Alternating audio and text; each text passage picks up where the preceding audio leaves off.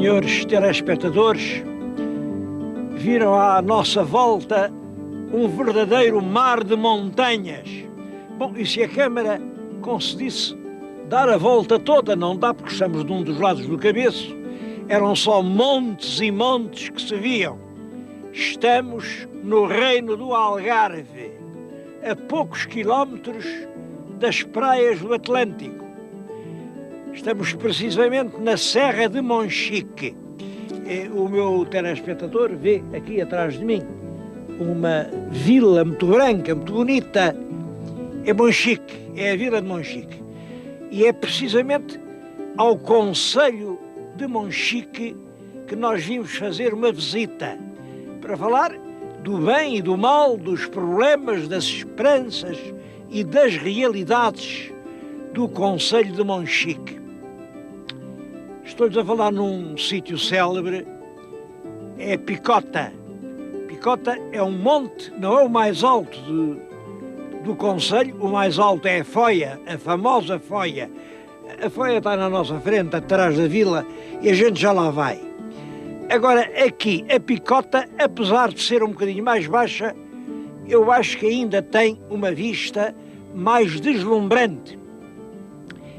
É uma erupção rochosa de uma rocha estranha. À primeira vista parece granito, mas realmente não é granito. A análise revela que isto não é granito. É uma rocha especial, a que chamam cianito nefelínico. É um nome muito geológico, um nome lá da alçada dos sábios. Mais simplesmente chamam-lhe Foia-ito. Foia-ito porque Foia-ito, a pedra da Foia. Realmente ela existe lá na Foia, também existe aqui. É uma pedra muito dura, com excelentes qualidades para muitas aplicações. A gente vai voltar a falar nisso. Eu disse-lhes que a Foia era o ponto mais alto e, portanto, segue-se irmos até lá.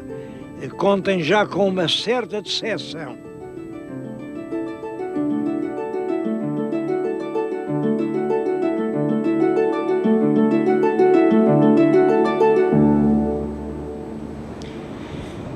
Eu preveni-os de que iam ter uma decepção.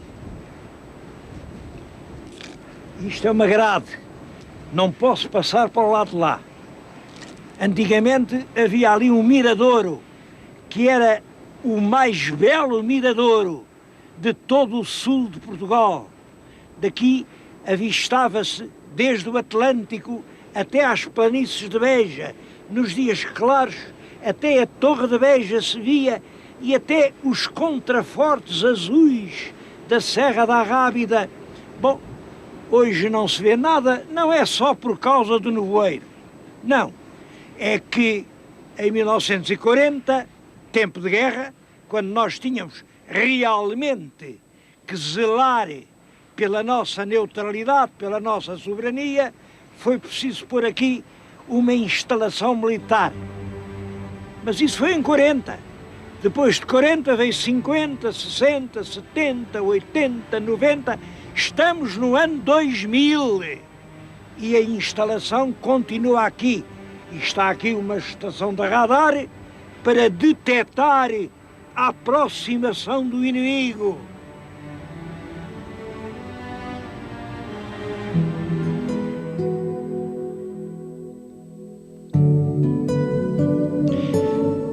Quando os cruzados cristãos chegaram ao Algarve em 1189, com a ideia de conquistar a forte cidade de Silves, que era uma das maiores cidades aqui desta região, encontraram todo o país deserto. Não havia viva alma. Bom, o que acontecia era isto.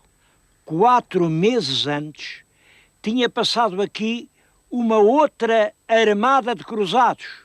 Os navios tinham fundeado em Portimão e os cavaleiros tinham corrido estes vales, subido a estas montanhas e passado toda a população, os homens, as mulheres, os animais e até as crianças tinham-nos passado todos a fio de espada. Não havia sequer uma alma viva. Desde então, houve terras que nunca mais ressuscitaram. Eu estou-lhes a falar numa delas. Isto era um castelo, o castelo de Monteagu, ou de Montagu. Ainda hoje há aqui vestígios evidentes.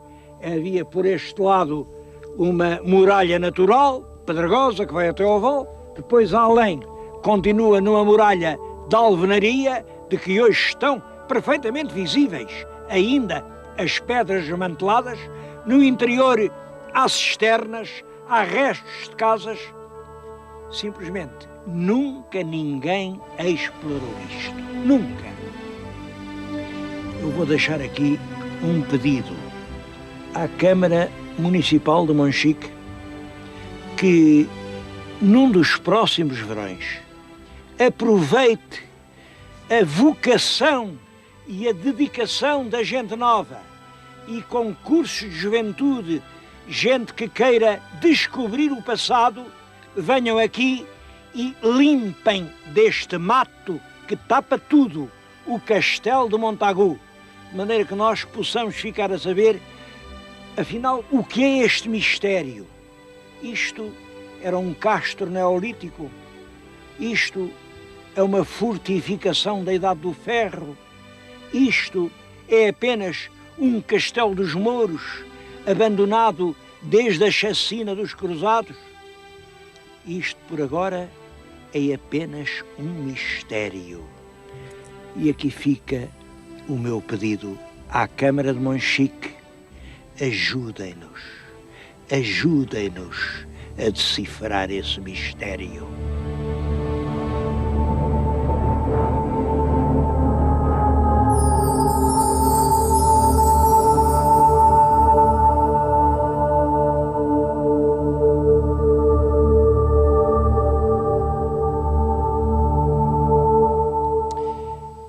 Depois da chacina dos cruzados, toda esta região mergulhou, como não podia deixar de ser, numa profunda decadência. Num lugar ou noutro, assim num valezito, pequenas comunidades continuavam a tentar arrancar o fruto da terra. Eu estou a falar-lhes agora numa aldeia com um nome muito bonito, na aldeia de Alferce. Imaginem, Alferce. Alferce é isto. Creio que estão a ver bem, um alferce. Isto nem é uma enxada, nem é um sacho. Digamos, é um sacho muito comprido, ou digamos de outra maneira, é uma enxada com um só lado, que servia para o alqueire. O alqueire era transformar a terra maninha em terra aproveitável. Portanto, este instrumento, com esta lâmina longa, profunda, servia para arrancar as raízes das árvores daninhas e preparar o terreno para largar as sementes do pão. Foi aqui, nesta terra de desbravadores, fizeram uma pequena ermida. Essa ermida, quando chega ao século XV, porque no século XV, XVI, sobretudo XVI, toda esta região parece ganhar uma alma nova. Aí a ermida fez-se igreja.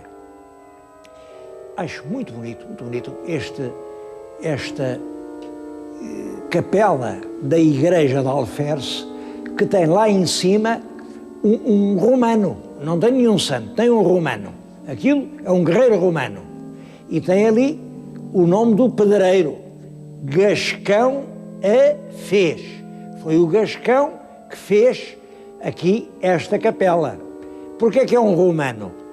É porque a igreja era de São Romão.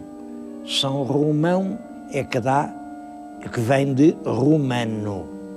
Bom, guardam-se aqui as relíquias de cerca de 500 anos de devoção. A gente vê-as e emociona-se. Reparem, gerações e gerações comoveram-se ante o que hoje não passa de simples ferro velho.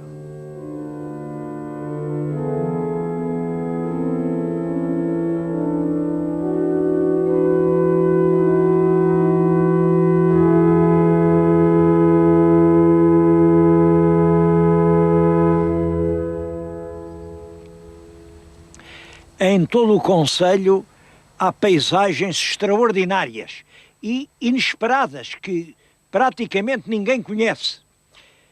Nessas paisagens há muitas vezes lendas carregadas de sentido. O meu telespectador está a ver que atrás de mim há uma cavidade profunda. Isto tem centenas de metros até lá abaixo.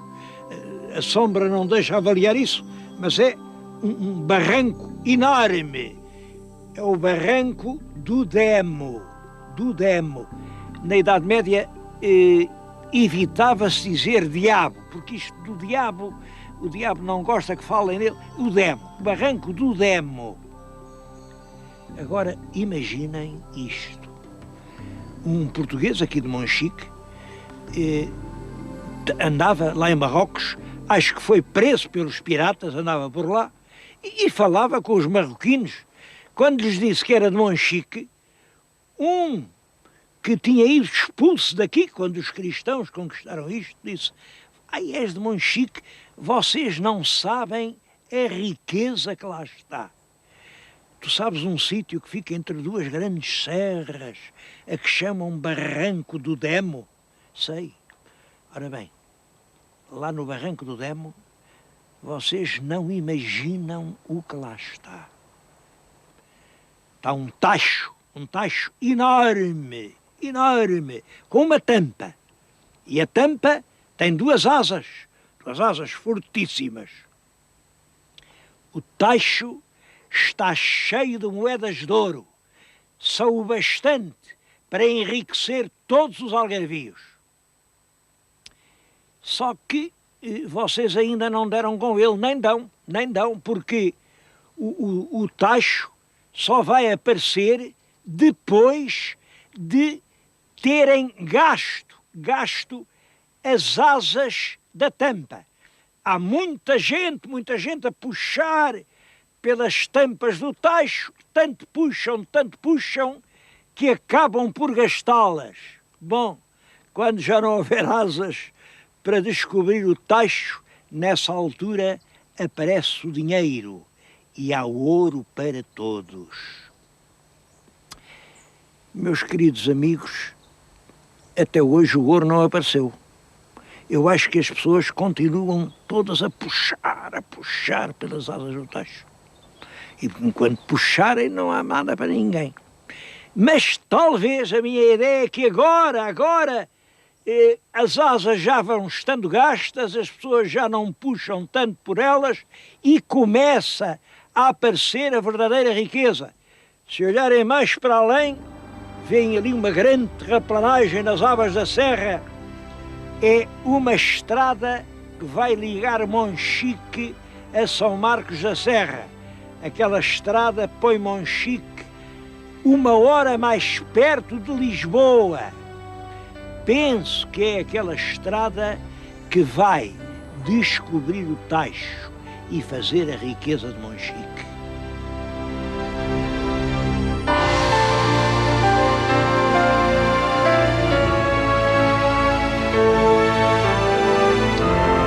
Um monumento extremamente curioso é a matriz de Monchique. Reparem, eu estou de frente da matriz, veem aquele pórtico, é um pórtico manuelino, e mais, é o manuelino da primeira fase. Se forem ali ao pórtico sul, igualmente manuelino, isto lembra muito as construções dos primeiros tempos de Dom Manuel. Mas isso é estranho porque, como sabem, Dom Manuel sucede ao Dom João II. O Dom João II veio morrer aqui muito perto. Dom João II veio aqui às termas de Monchique, não se deu bem e foi morrer a Alvor, porque aqui em Monchique não havia casa onde o rei se pudesse instalar. Portanto, era uma coisa insignificante, era um lugarejo. Não havia sequer um telhado para o rei viver. Ora bem, e é nesse sítio onde não há uma casa onde o rei se possa aposentar que Dom Manuel manda fazer esta igreja, que é realmente monumental, é uma igreja que comemora qualquer coisa. Bem, o que é que a igreja comemora?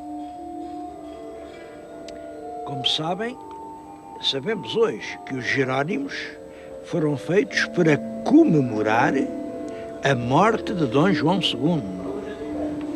O Dom João II, quando veio às Caldas de Monchique e foi morrer a Alvor, a 2 passos daqui, penso que também este monumento, também esta matriz de Monchique, é uma evocação, é um dar graças a Deus pela morte de Dom João II.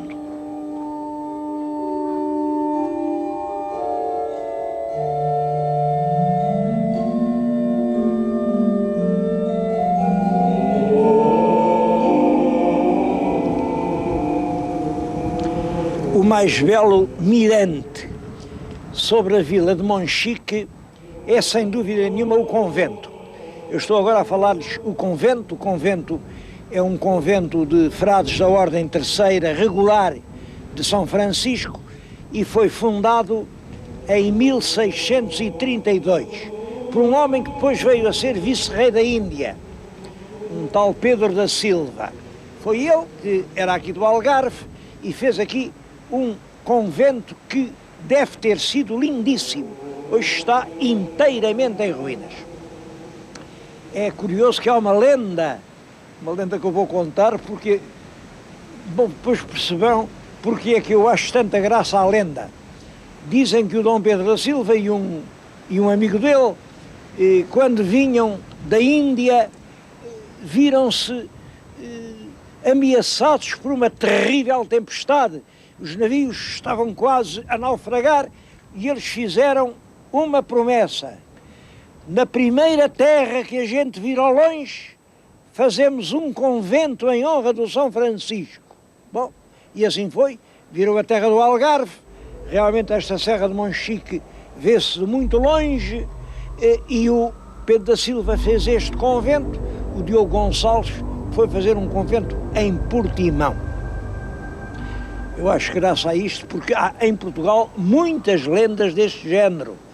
Navegantes perdidos entre as tempestades do mar e que juram que se chegarem à terra fazem... Olhem, como sabem, eu tenho uma grande ternura pela Beira Baixa porque sou muito ligado às donas. A minha família é toda das donas.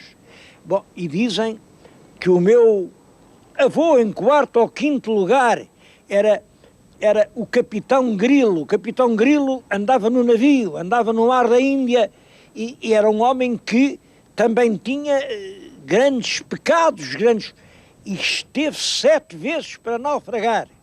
À 7ª vez percebeu que aquilo era um castigo e disse: "Oh, minha Nossa Senhora, se eu me salvar desta, prometo, ponho o pé em terra, vou andando à direita, e logo que veja uma menina que me mereça, caso com ela e nunca mais faço pecados." Esse Capitão Grilo é ainda hoje a casa da minha família, aquela casinha do terreiro, chamam-lhe a Casa dos Grilos. Vejam, de uma família de grilos, só não havia de ser falador.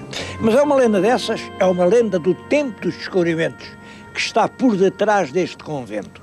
Claro, a gente chega aqui e fica muito impressionado, muito, pelo estado completo de degradação a que chegou. A Câmara tem projetos para fazer aqui uma bela estalagem ou pousada, sem sacrificar a parte construída, mas consolidando-a, fazer aqui, nesta linda propriedade, uma instalação hoteleira de alta qualidade. Acho que é um projeto muito importante. Não se trata só deste convento, trata-se muito mais do que isso. Trata-se de ganhar ou perder a Batalha do Algarve. Este esforço em que o nosso país está empenhado desde há quase 50 anos, de fazer do Algarve um dos grandes centros turísticos da Europa, é um esforço que ainda não está ganho. E não o ganharemos enquanto não conseguirmos que o turismo suba da praia até à serra. O futuro é mais da serra que da praia, e restituir a Serra de Monchique ao turismo algarvio é uma das prioridades da estratégia turística dos responsáveis. Oxalá eles assim o entendessem.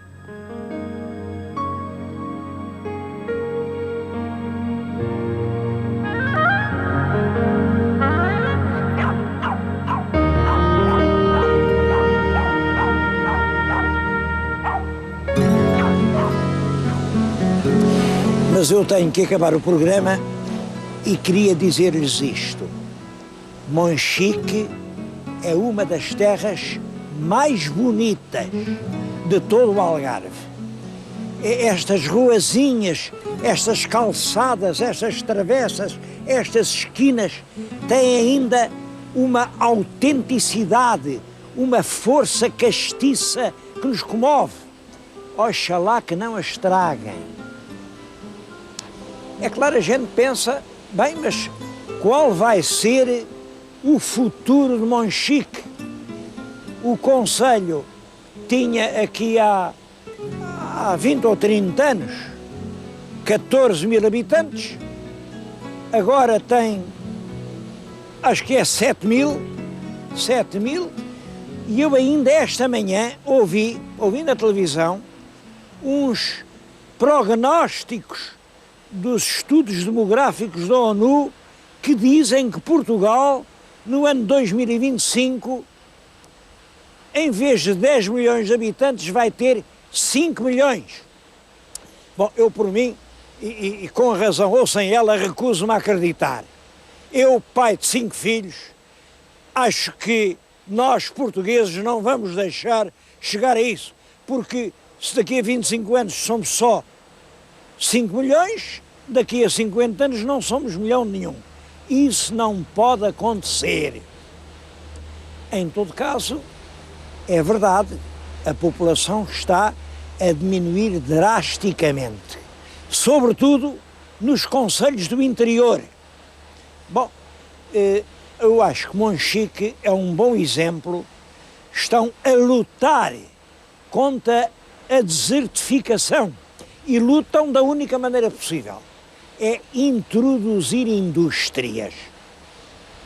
Aliás, fica aqui entre nós, o meu telespectador não vai dizer isto a ninguém, mas a minha opinião é que esta desertificação do interior só dura enquanto o governo quiser, porque as empresas vão se instalar aonde os cálculos mostrem que a produção tem menos encargos.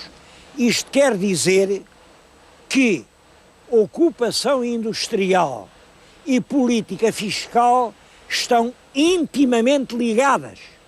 Quando houver um governo que disser as indústrias que forem para o interior não pagam imposto, as indústrias fogem todas do litoral e nessa altura são as cidades litorais que vão ficar desertas. Bom, mas isto é um sonho, não sei quando vai acontecer. Isto é só para lhes dizer, meus queridos telespectadores, que esse fantasma da desertificação não é tão grave como a gente pensa. Só dura enquanto nós quisermos. Eu acho que já ouviram que o som não é puro. Bom, isto é uma fábrica de pedra. Uma fábrica que está a desmontar estas montanhas. Isto é cianite, isto está a ser exportado em grandes quantidades. Olhem, para o Japão, o Banco Central do Japão é revestido desta pedra. Para a Coreia, para a China, para a Alemanha, para a Inglaterra, para a Suécia. Agora estão a fazer em Manchester um grande anfiteatro, é todo nesta pedra. É um granito mais duro, é um granito que ninguém risca. Bom, isto ocupa aqui muitas dezenas de pessoas e dá milhões de contos de rendimento ao país. Bom, não é só a pedra. Aqui Monchique vende a pedra e vende a água de Monchique, que é das melhores águas minerais do país. E vende a madeira, ainda aqui há os velhos carpinteiros de Machado, que fazem as traves, que sustentam os tetos, e vende os enchidos. Em março fazem aqui uma feira de enchidos, os enchidos de Monchique, enchidos tradicionais, são saborosos. Bom, e há o turismo, claro, o turismo. Mas por agora, os senhores que mandam do turismo dizem que o turismo não é aqui, o turismo é lá embaixo na praia. E o resultado é exatamente esse. Monchique está a perder os habitantes porque eles vão todos para a praia. E eu acho que não é preciso ser profeta para adivinhar que num futuro próximo o destino de Monchique é o turismo. O turismo que vem da praia e procura os ares puros da montanha.